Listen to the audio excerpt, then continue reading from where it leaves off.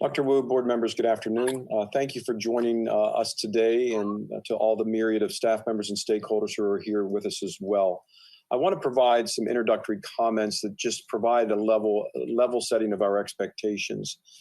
Tonight's work session is on the Blueprint for Maryland Future Act, better known as Kirwan.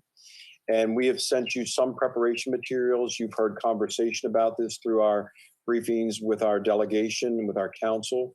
My purpose this evening is to begin the conversation, to inform the board of all the associated pieces of this, but with no expectation that you fully embrace and understand every nuance of this by the end of this work session. This act will define our work together for the next decade as far as the implementation timeline, the work of which needs to be done. It is my goal to ensure to the board of all the different pieces that are going to need a different level of collaboration with our funding sources, with our county executive, with our county council, and further conversations with our delegation. Last week, we met with our delegation to begin that conversation about how this will impact the education in Howard County for years to come. And to be very explicitly clear with you, as I've vetted many parts of this thus far, the challenges associated with Kirwan implementation for Howard County. You have a 17-page summary document that I want to attribute to that work to Danielle Luking for her solid work. We have also used that document to provide briefing to my colleagues, the 24 superintendents in the state of Maryland, to bring everybody up to speed with the work of digesting the 250-page piece of legislation. So with that, Dr. Wu and board members, we want you to start chronicling your questions. We may not have answers for every specific piece. This is not about the granularity today about all those individual pieces, but as we get our arms around the big picture, I want our board members to be fully up to speed about the enhancements that this will do for our children, but at the same time, our local challenges that we have in each one of these pieces. Without further ado, Danielle, I know that you're on, Ms. Luking. I'm going to turn this to you. And Dr. Walker, I want to give commendations to you as well as my 2 points of contact on this. Ms. Luking.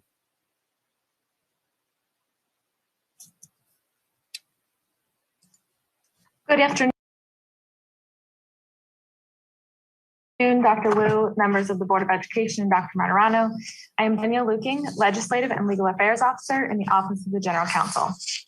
I have the pleasure of introducing my colleagues also here today, including Dr. Caroline Walker, Executive Director of Program Innovation and Student Wellbeing, Amy Raymond, Coordinator of Early Childhood Education, David Larner, Chief Human Resource and Professional Development Officer, Jennifer Novak, Director of Curriculum Program, Sharon Kramer, Coordinator of Career and Technical Education, Paul Linkins, Coordinator of Academic Intervention, and Darren Conforti, Executive Director of Budget.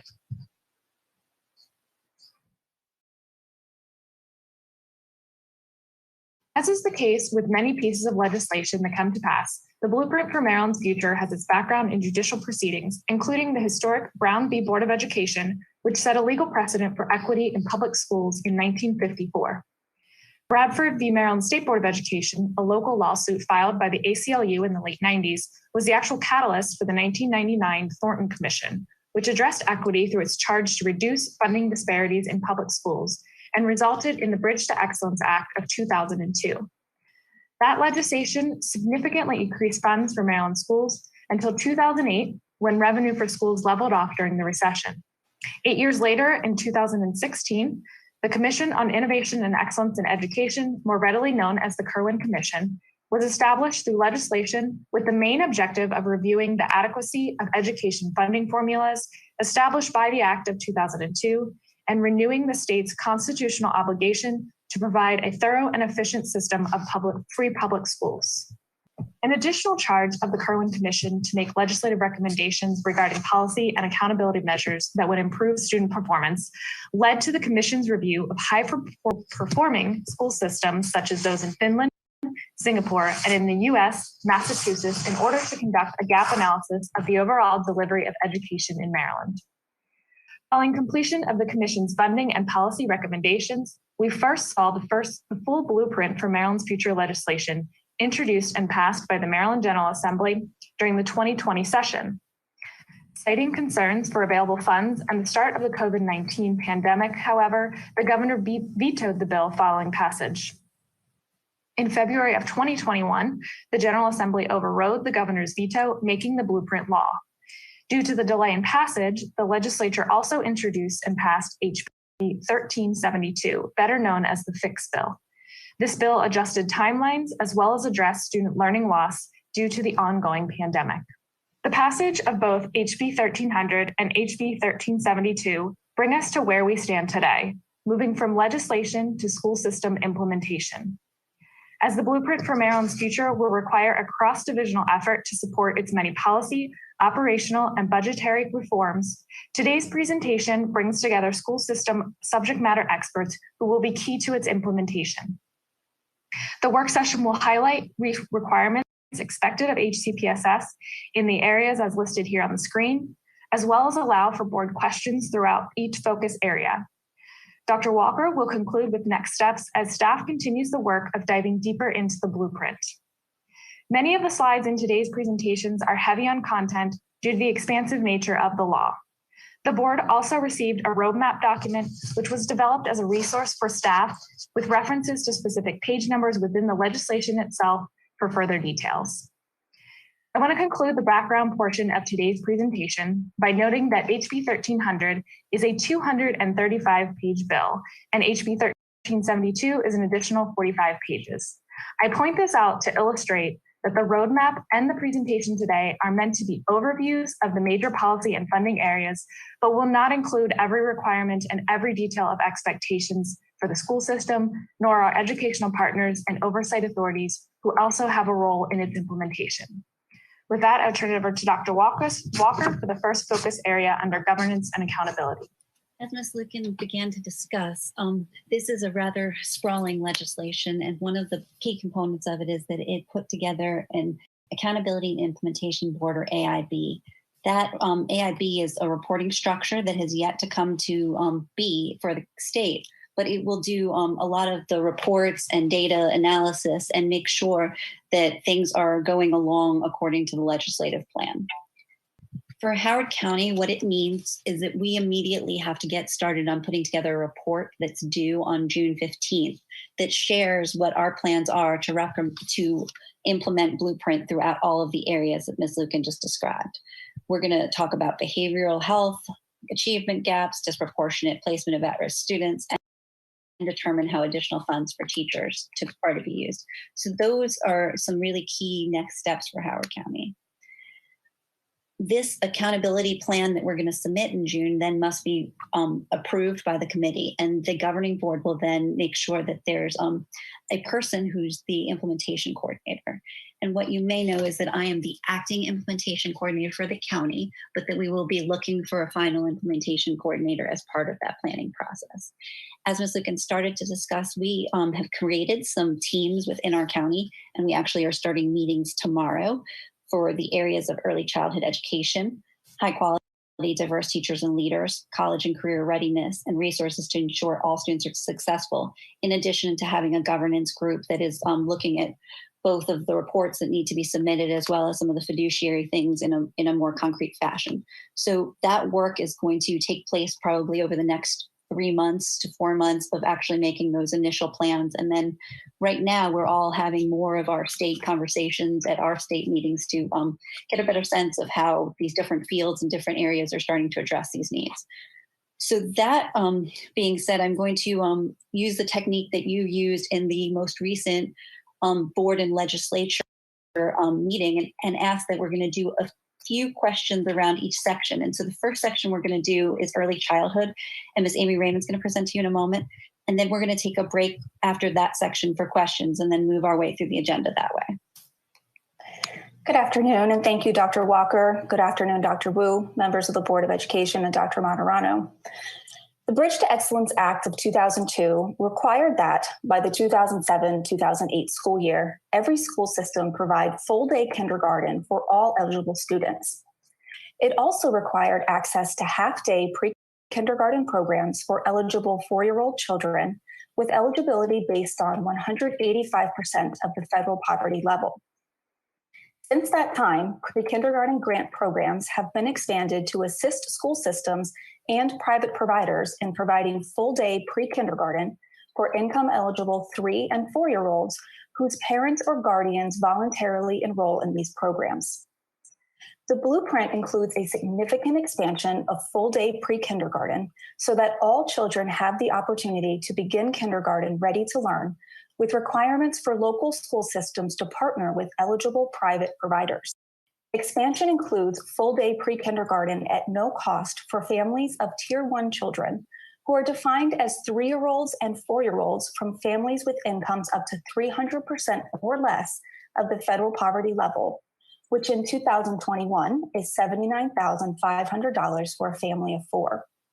It also includes the expansion of pre-kindergarten programs for 4-year-olds from families with incomes between 300% and 600% of the federal poverty level, which is considered Tier 2, and for families with incomes more than 600% of the federal poverty level, which is considered Tier 3. The blueprint establishes a cost of quality calculation for the state, local, and family shares of the per pupil cost for pre-kindergarten. Tier 1 students from families with incomes of 300% or less of the federal poverty level are eligible for access to free public or private full-day pre-kindergarten programs. The entire cost is split between the state and local government, with per pupil amounts increasing each year until fiscal year 30. For Tier 2 students from families with incomes between 300% and 600% of the federal poverty level, fees will be set at a sliding scale. The law allocates the responsibility to fund the per pupil cost amongst the state, local government, and family. This family share is essentially the amount of tuition a family would be charged to the publicly funded pre-kindergarten provider. Additional components of the blueprint include structural elements that are evidence-based and nationally recognized as important for ensuring program quality, including class size, educator qualifications, and educator pay. The educational program must use an evidence-based curricula that aligns with the Maryland Early Learning Standards. They must also implement instructional methods that are developmentally appropriate, as well as culturally and linguistically responsive, and provide individualized accommodations and supports for all students. Class sizes are limited to 20 students, with a student to classroom personnel ratio of no more than 10:1 at all times during the 6.5-hour day.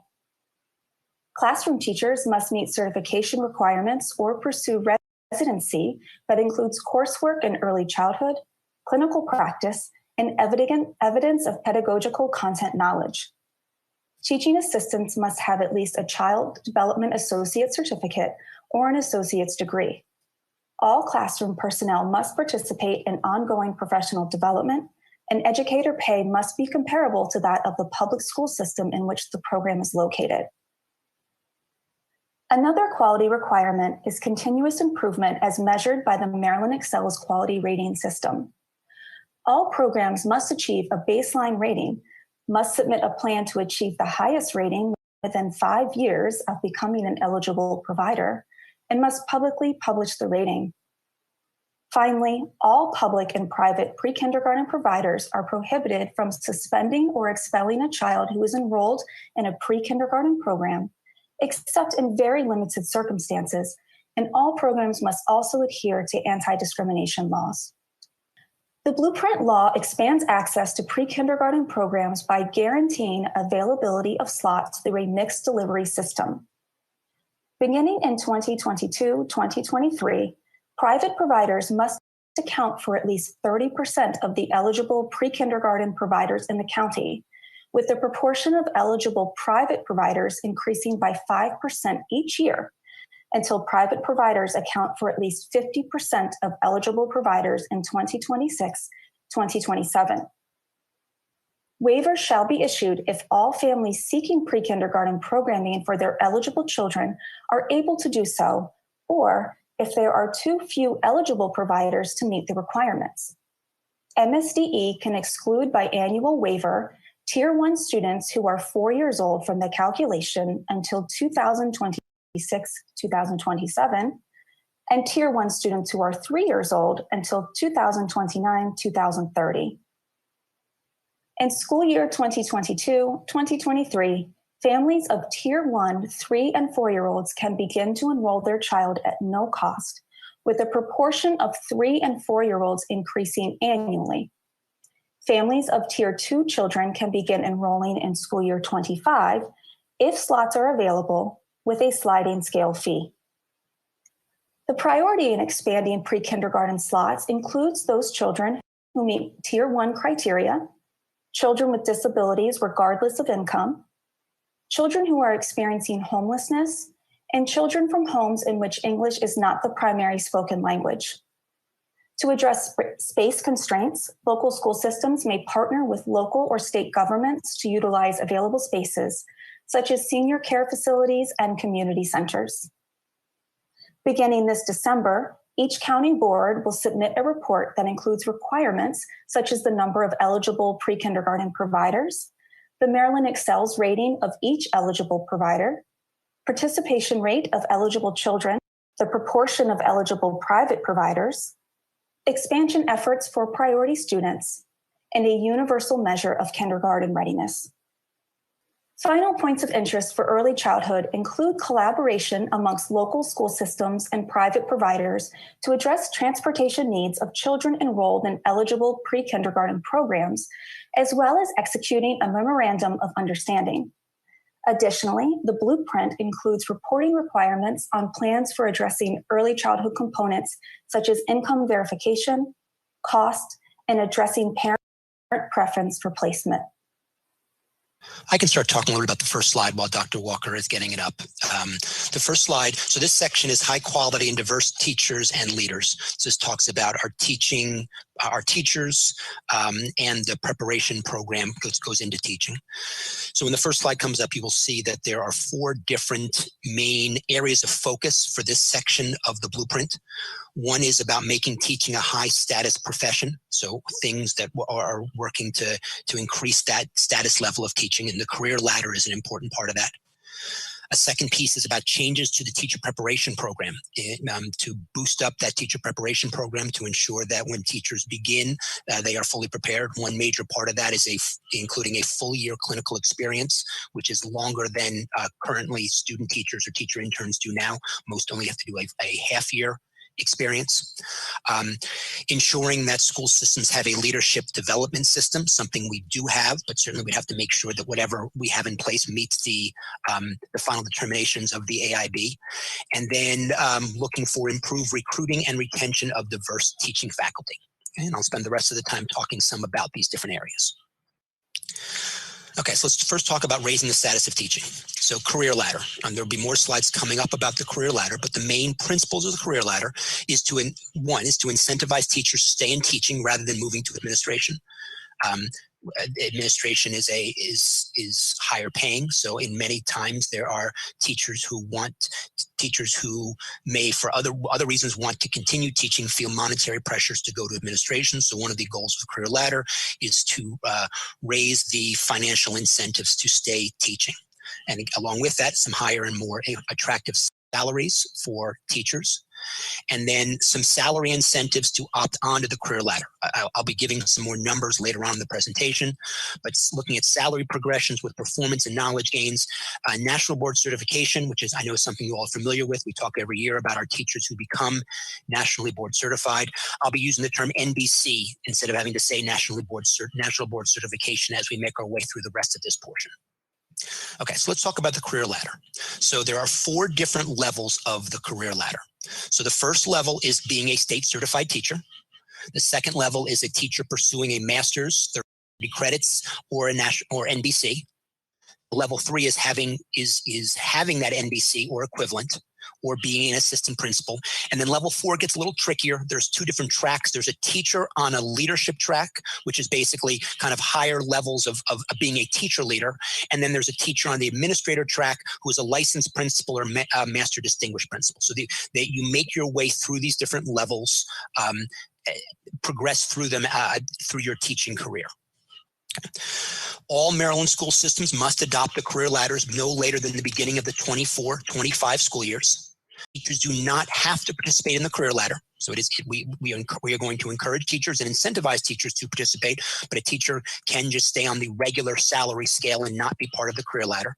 And you have to be effective or better to move up on the career ladder.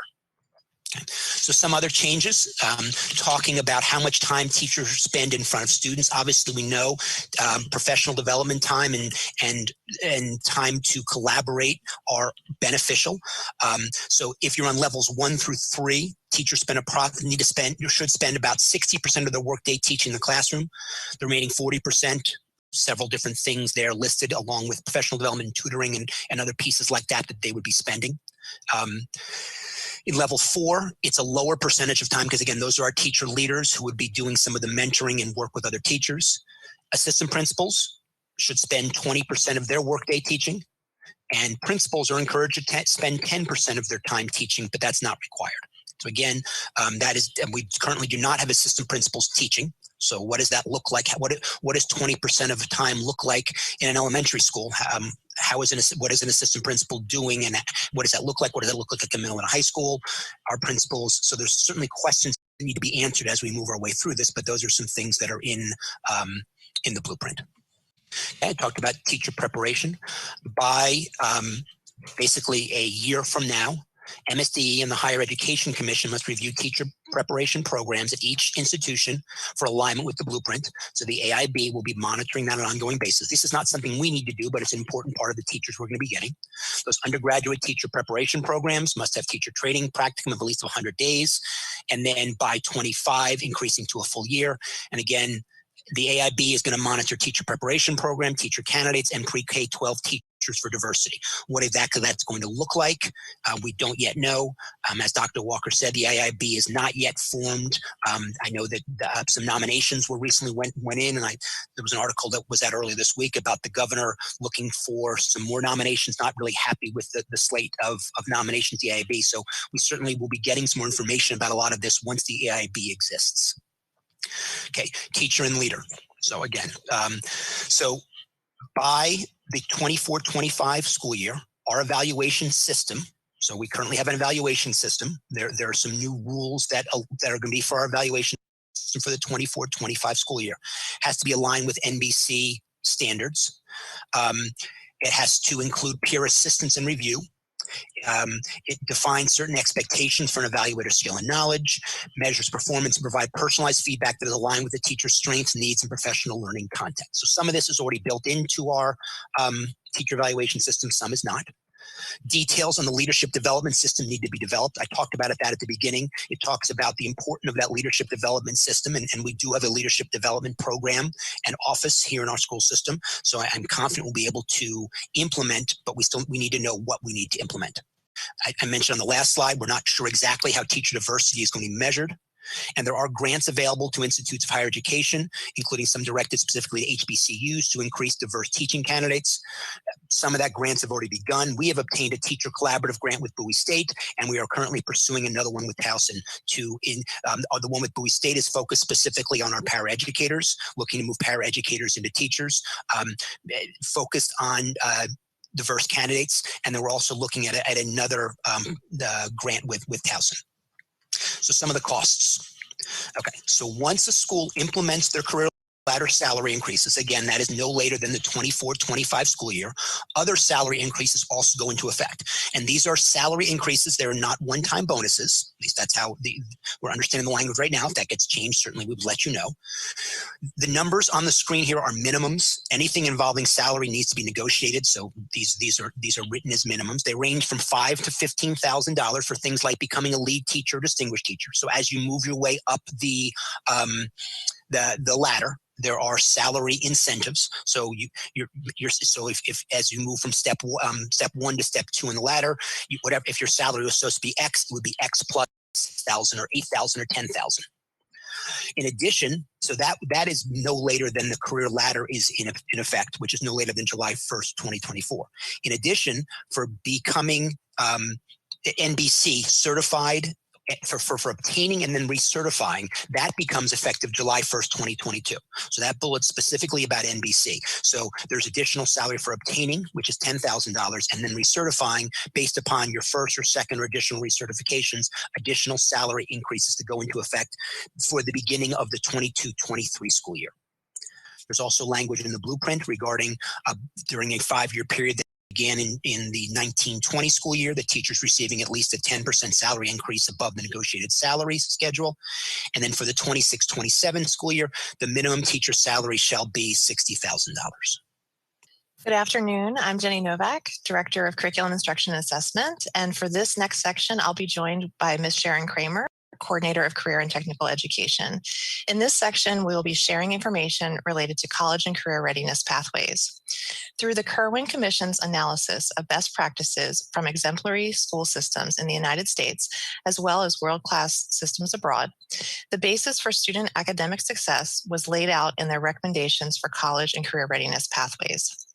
Key elements for successful and rewarding post-secondary education opportunities and careers envisioned by the Commission include an internationally benchmarked curriculum that leads to students being college and career ready by the end of grade 10, a fully aligned pre-K to 12 instructional system, English and mathematics standards that, when met, would mean a student could be confident of success in a first-year post-secondary course, and a revised CTE system aligned to economic needs and opportunities. A key focus is ensuring that students possess the skills and knowledge necessary to allow them to be successful in first-year credit-bearing coursework at a Maryland community college or other open enrollment post-secondary institution. Scoring an equivalent of a 4 or 5 on the mathematics and English portions of the Maryland High School Assessments or Maryland Comprehensive Assessment Program will be used as the initial measure of achieving college and career readiness in these disciplines. Beginning this school year, Maryland's local school systems must implement a 9th grade tracking system to measure all students' progress towards on-time graduation. Beginning next school year, systems must collaborate with their local community colleges to develop an instructional program for those students who do not reach college and career readiness benchmarks by the end of grade 10. Schools will also be responsible for providing individualized supports to those students so that they can get back on track for timely graduation and achievement of college and career readiness.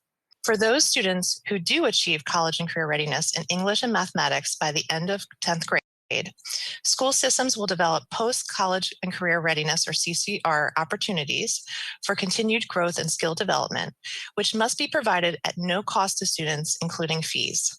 These may include competitive entry college prep programs, early college or dual enrollment, robust CTE programs, and credit or non-credit certificate or licensure programs, including apprenticeships.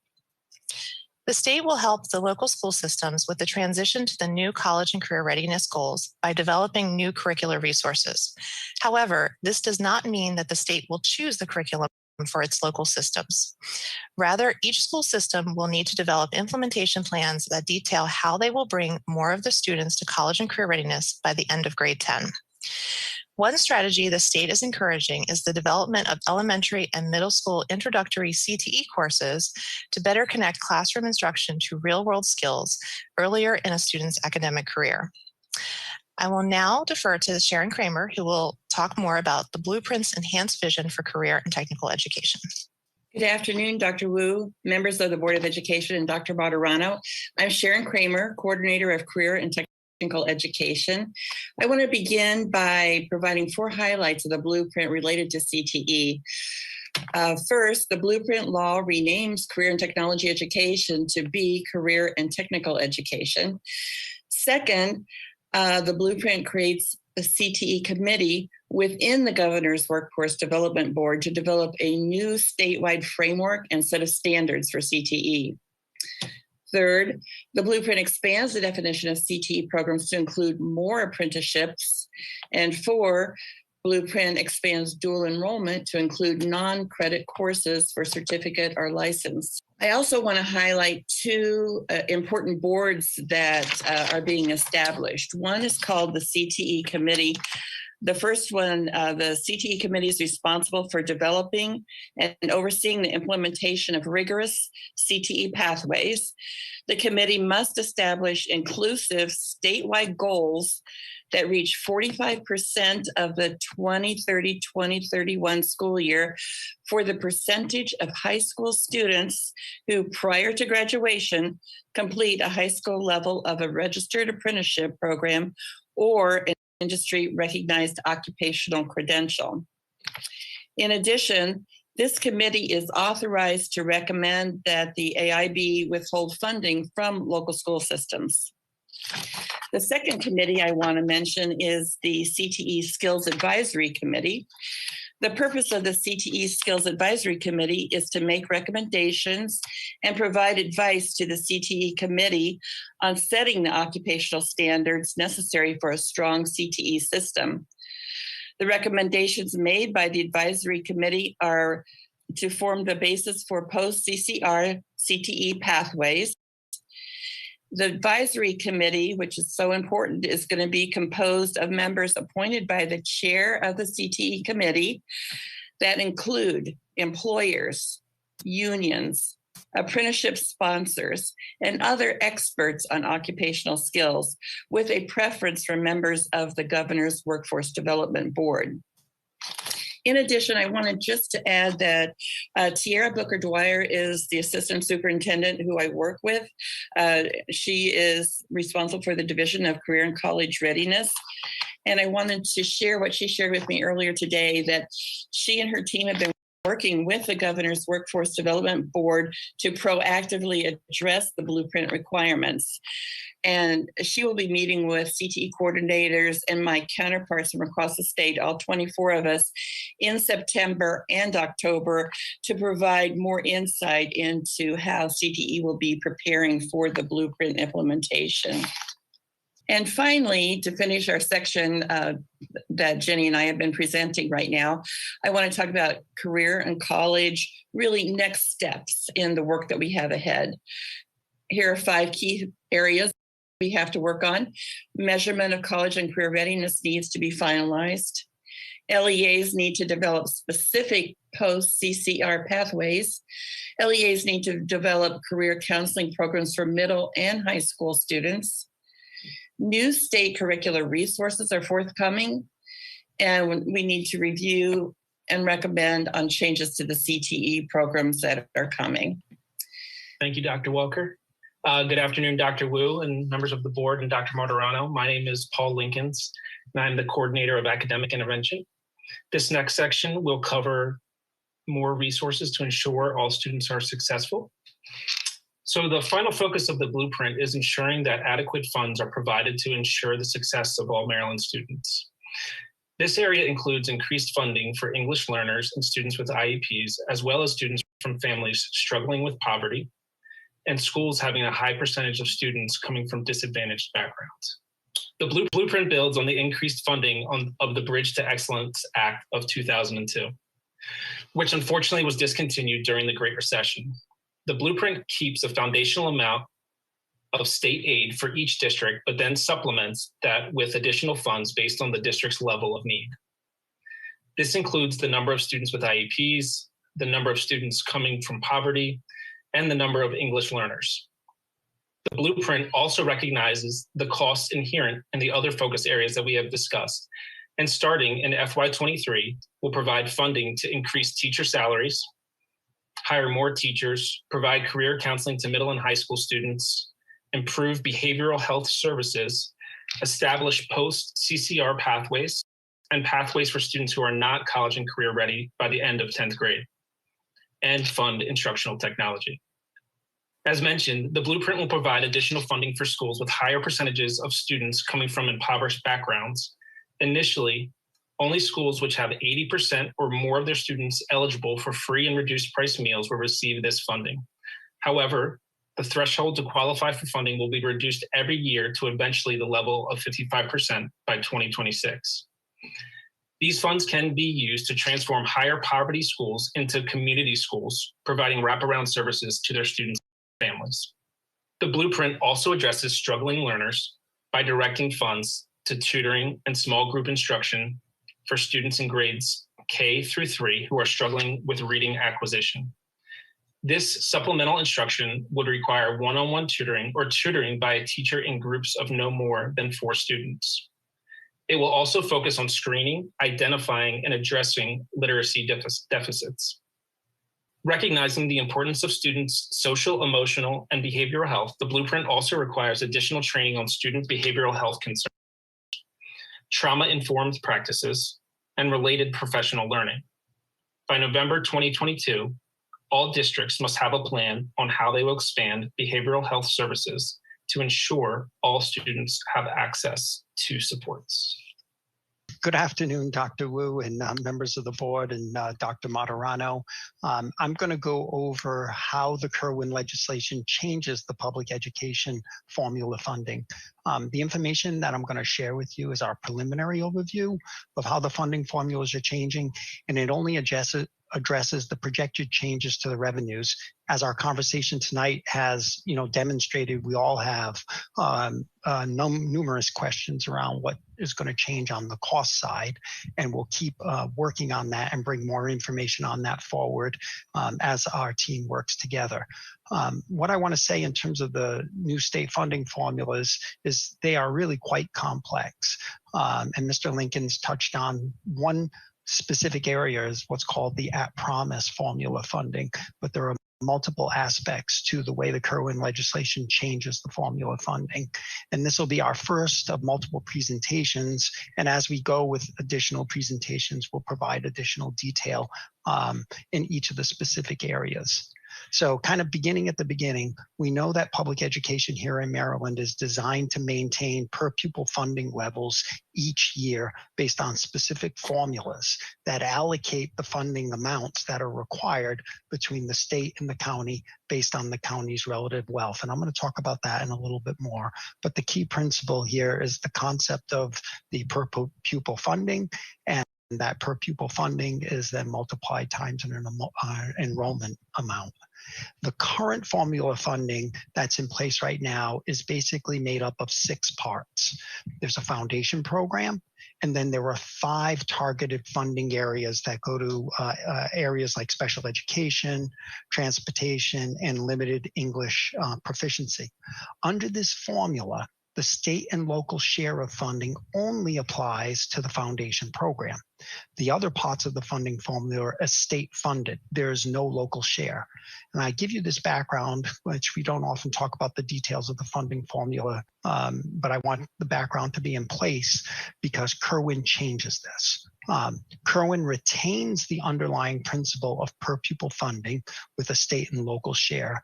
However, it revamps the funding formula to address the policy goals of the blueprint. It creates a new major education aid program, and that program is made up of 12 sub-programs, and those are outlined on the slide that's before you. It then establishes new per pupil funding amounts for each of the major aid programs. And these amounts, as I mentioned before, then get multiplied times the eligible enrollment in each of the applicable areas. The per pupil funding amounts in each of the programs varies.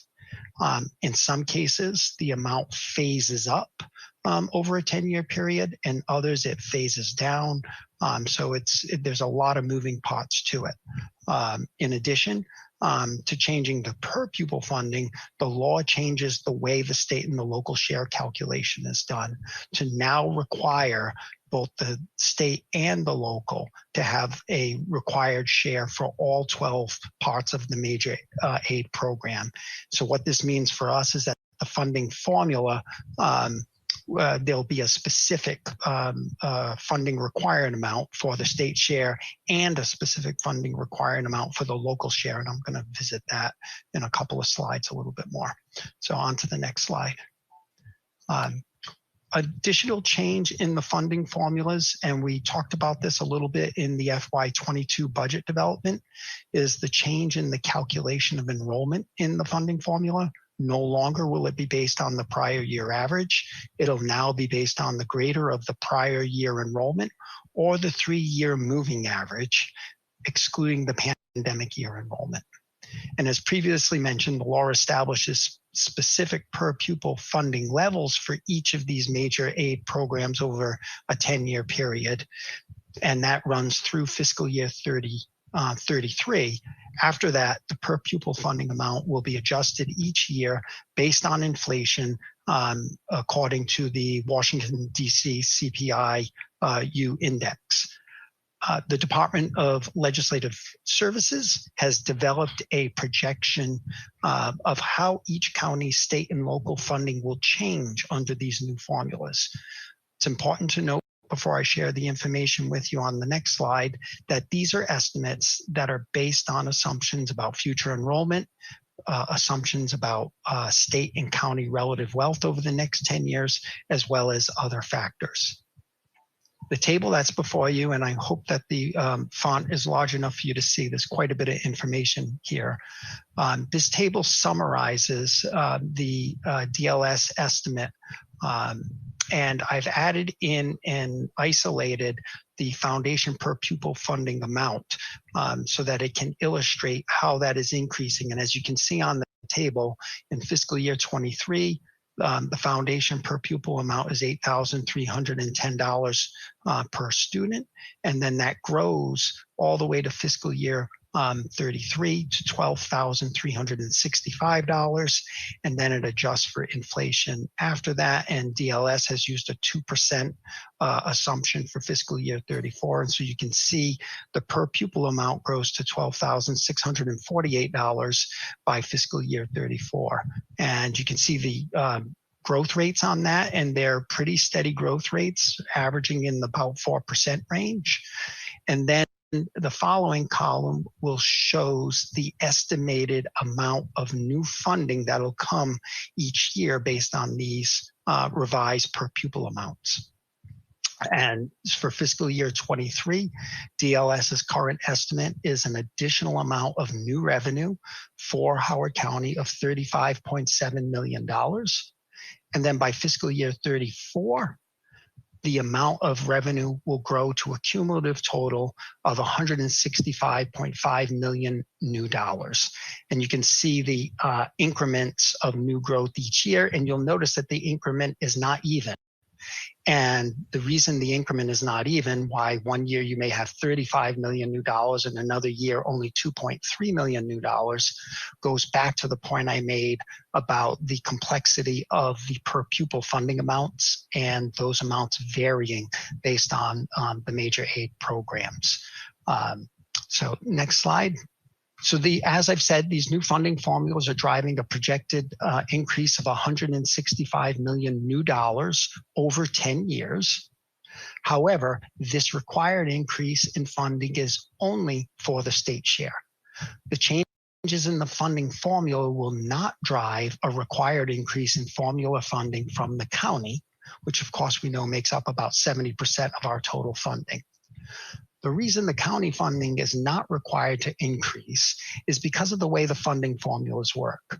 Basically, the law requires the funding from the county to be the greater of the calculated local share or the calculation of the maintenance of effort.